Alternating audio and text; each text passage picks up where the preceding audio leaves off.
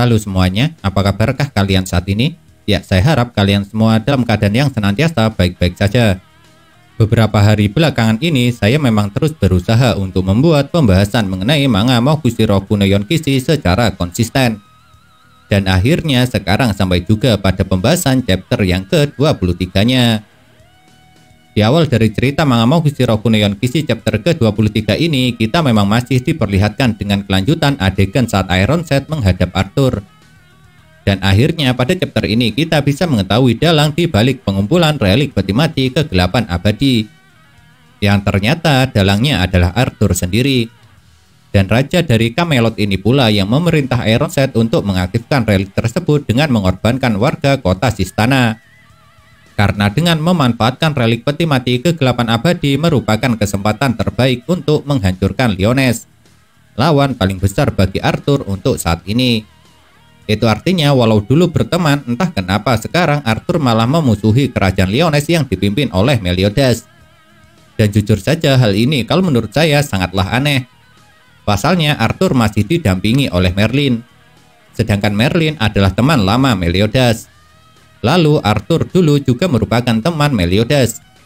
Tapi entah kenapa sekarang mereka malah saling bermusuhan. Dan Arthur menganggap Lioness yang dipimpin Meliodas sebagai musuh dan berusaha untuk menghancurkannya. Di manga Mokushiro Kunoyon Kishi chapter ke-23 ini, Arthur memang mengatakan rasa kekecewaannya terhadap Ironset. Kecewa lantaran abdinya tersebut gagal menjalankan perintahnya. Apalagi yang menggagalkannya hanya seorang anak kecil. Meskipun anak kecil itu merupakan salah satu anggota Mokushiro Kunoyon Kishi. Ironset memang tidak membuat alasan atas kesalahan yang telah diperbuatnya. Maka dari itu dia dengan rela menerima apapun hukuman yang diberikan Arthur padanya. Dan mengejutkannya, Arthur rupanya sama sekali tidak ragu saat memberikan hukuman. Dan hukuman yang didapat oleh Ironset bisa dibilang sangat kejam. Soalnya oleh Arthur, Ironset dibuat menjadi santapan para monster. Monster yang tercipta dari keinginan Arthur.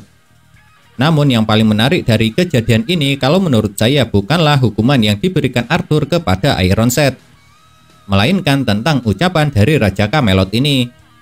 Pasalnya dia mengatakan jika anggota Nanatsu no Taizai serta Mokushiro Kunoyon Kishi adalah merupakan ancaman paling besar dalam rencananya untuk membuat kerajaan Camelot yang tanpa ada rasa sakit, kesedihan, ataupun bencana. Jadi menurutnya selama kedua kelompok itu masih ada, maka impiannya tidak akan mungkin bisa menjadi kenyataan. Apalagi untuk benar-benar bisa hidup dengan tenang seperti impiannya. Bisa dibilang ketika Arthur menghukum Ironset, dia diperlihatkan menjadi orang yang sangat kejam. Tapi yang mengejutkannya, dia dengan tiba-tiba bisa merubah ekspresi serta tingkah lakunya menjadi orang yang sangat ramah serta baik hati. Dan menariknya lagi, ternyata hukuman yang diberikan Arthur kepada Ironset ternyata hanyalah sebatas sebuah ilusi. Namun ilusi yang sangat nyata dan bisa menimbulkan rasa sakit yang sesungguhnya. Di manga Mokushiro Kunoyon Kishi chapter ke-23 ini, setelah selesai memberikan hukuman kepada Ironset, Arthur memang diperlihatkan mulai mengatakan semua keluh kesahnya. Keluh kesah karena di setiap pertempuran dirinya selalu kalah dengan pihak lawan. Dan alasan kenapa pihaknya selalu kalah lantaran pihak lawan memiliki sang penglihatan. Lalu menurut Arthur, satu-satunya cara agar dirinya bisa menang adalah dengan belajar melihat masa depan. Dan tentu saja ketika mendengar keluh kesah yang dilontarkan oleh Arthur membuat Ironset menawarkan diri untuk mencoba menangkap sang penglihatan yang dimaksud oleh junjungannya tersebut. Akan tetapi Arthur ternyata tidak menginginkan hal itu. Karena menurutnya pasti akan sangat sulit menangkap sang penglihatan. Sebab pihak lawan tentunya akan menjaga dengan sangat hati-hati. Oleh sebab itulah Raja dari Camelot ini berusaha mencari jalan lain. Dan cara lain yang dia temukan menurut Arthur jauh lebih baik daripada menangkap sang penglihatan. Yaitu caranya adalah dengan menemukan pendampingnya sendiri. Maka dari itulah kenapa pada akhirnya Arthur menyuruh Ironset untuk mencari pendampingnya itu. Tentu saja Ironset sangat terkejut ketika mendapat tugas seperti itu dari Arthur. Karena pastinya dia tidak akan pernah menyangka akan diberi tugas untuk mencari pendamping Arthur.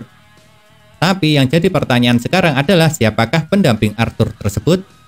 Apakah pendamping yang dimaksud Raja Camelot ini adalah calon istrinya?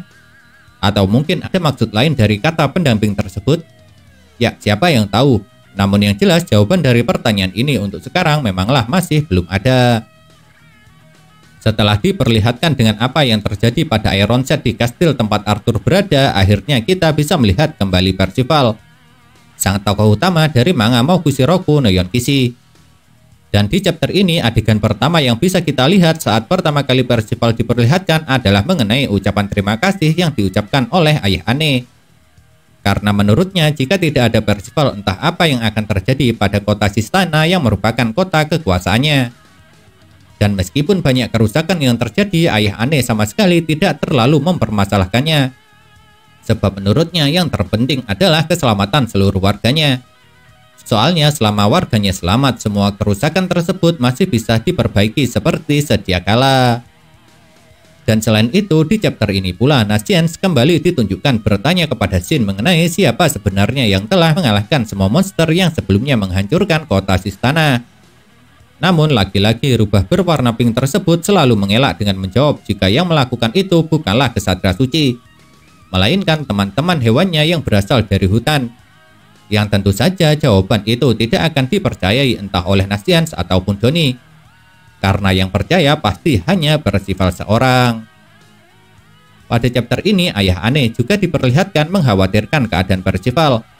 Khawatir karena dia harus bertarung dengan Ironset yang merupakan ayah kandungnya sendiri. Soalnya menurut ayah Anne, hal itu pasti akan membuat Percival merasa amat sakit pada perasaannya. Tapi jawaban yang diberikan oleh sang tokoh utama kita ini sangatlah mengejutkan. Sebab dia mengatakan jika dirinya baik-baik saja sambil tertawa. Namun tawa yang diperlihatkan Percival sepertinya hanya untuk menutupi kesedihannya saja. Pasalnya di chapter lalu dia juga diperlihatkan murung setelah mengetahui kalau wajah Ironset sangat mirip dengan mendiang kakeknya. Akan tetapi yang menarik dari kejadian ini adalah ketika Donnie menanyakan kenapa ayah Anne bisa mengenal Ironset. Yang ternyata alasannya karena Ironset mengenal istrinya. Karena rupanya ibu Anne dulu juga merupakan seorang kesatria suci yang melayani kerajaan Camelot. Dan saat ayah Anne menceritakan hal tersebut, yang paling menarik perhatian saya adalah diperlihatkannya seorang samurai yang berdiri di samping Arthur. Karena samurai tersebut dulu juga pernah muncul di manga Nanatsu no Taizai, yang orang itu bernama Nanashi. Dan kenapa Nanashi bisa sangat menarik perhatian saya? Pasalnya seingat saya dulu Nanashi sama sekali tidak memiliki hubungan dengan Arthur. Sebab dia muncul pertama kali ketika Gloxinia serta Dolor melakukan sebuah permainan. Dan Nanashi merupakan salah satu orang yang menjadi pesertanya.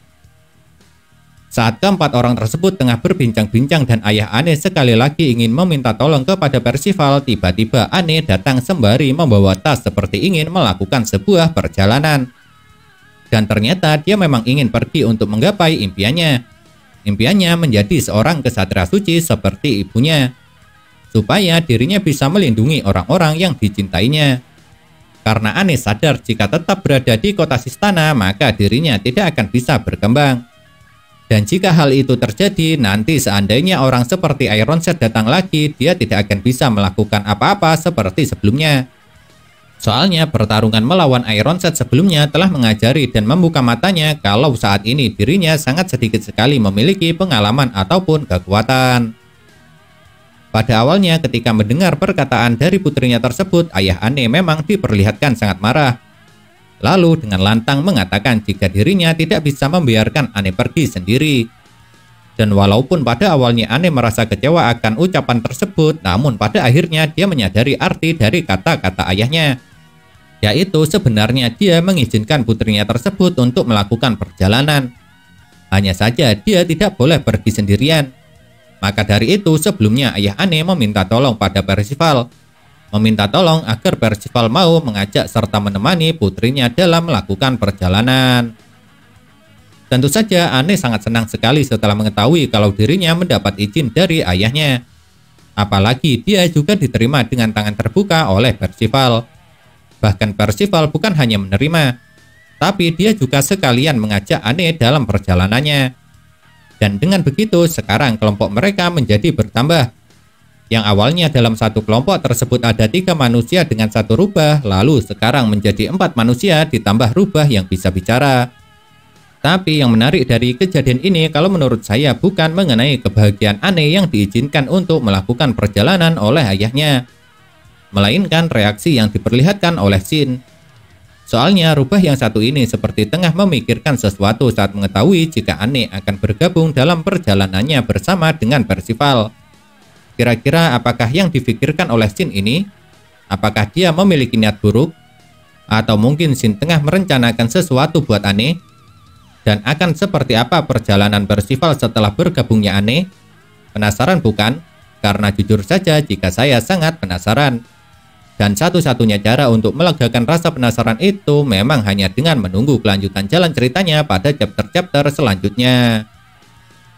Nah, itulah yang dapat saya sampaikan mengenai manga Mokushiro no Yonkishi chapter ke-23-nya.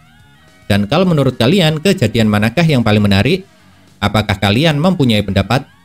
Jika punya, jangan pernah sungkan atau ragu untuk menuliskannya pada kolom komentar. Karena komentar itu sangat berarti bagi saya atau teman-teman lain yang membacanya. Sebab komentar kalian tersebut bisa dijadikan bahan referensi untuk saling bertukar pendapat antara kita semua.